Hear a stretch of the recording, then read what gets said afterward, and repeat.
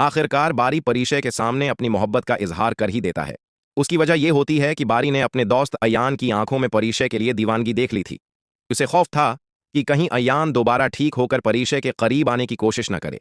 वो दिल ही दिल में सोचता है कि उससे पहले कि परीशे एक बार फिर उससे दूर हो जाए, वो खुद उसे अपनी मोहब्बत का एहसास दिला दे। इसी सोच में गम बारी के पास अचानक शांजे आती है और कहती है, बारी, तुम कब तक परीशे को सिर्फ सोचते रहोगे? क्या तुम मुझसे ये नहीं कहोगे कि तुम मुझसे कितनी मोहब्बत करते हो? क्या तुम उसे इतनी आसानी से किसी और का होने दोगे? बारी पुराज़म लहजे में जवाब देता है, मैं परीशे को किसी का नहीं होने दूंगा।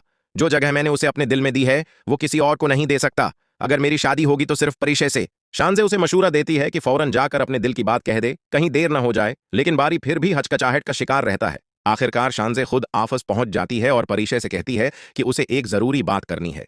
परीशे उसे बैठाकर पूछती है कि क्या बात है। शांजे सीधे अल्फाज में कहती है, परीशे, बारी आपसे मोहब्बत करता है और आपसे शादी करना चाहता है, लेकिन वो खुद ये बात कह नहीं पा रहा। वो आपकी बहुत इज्जत करता है, मगर मैं अपने भाई को मजीद तकलीफ में नहीं देख सकती, इसलिए मैंने आपको सब कुछ बता दिया। ये सुनकर परीशे हैरान रह जाती है।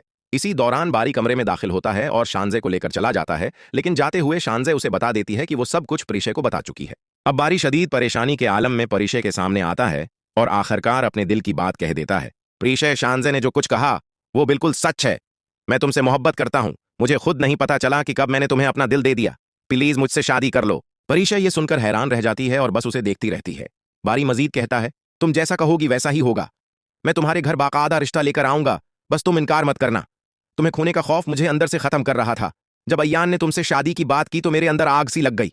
मैं तुम्हें किसी और का नहीं होने दे सकता। ये सब सुनकर परीशा के दिल में एक अजीब सी खुशी जागती है, क्योंकि कहीं ना कहीं वो भी बारी को पसंद करती है। दूसरी तरफ ज़हेब अलीजा की सालगिरह मनाने के लिए खूबसूरत सजावट करवाता है। गब्बारे और फूल हर तरफ सजे होते हैं। ये देखकर उसकी माँ और बहन रमशा को बहुत गुस्सा आता है। रमशा तंजिया अंदाज में कहती है, अम्मी देखें, ज़हेब अपनी बीवी के कितने नुखरे उठा रहा है। उसने कभी हमारे लिए तो कुछ नहीं किया। वो अलीजा को भी सख्त बातें सुनाती है, मगर इतने में ज़हेब आ जाता है और सब कुछ सुन लेता है। वो अपनी माँ से कहता है, अम्मी, मैं सोच भी नहीं सकता था कि आप मेरी गैर मौजूदगी में अलीजा से इस तरह बात करती होंगी। मुझे बहुत शर्मिंदगी हो रही है। शाम को ज़हेब अलीजा को सरप्राइज देता है और मोहब्बत से कहता है,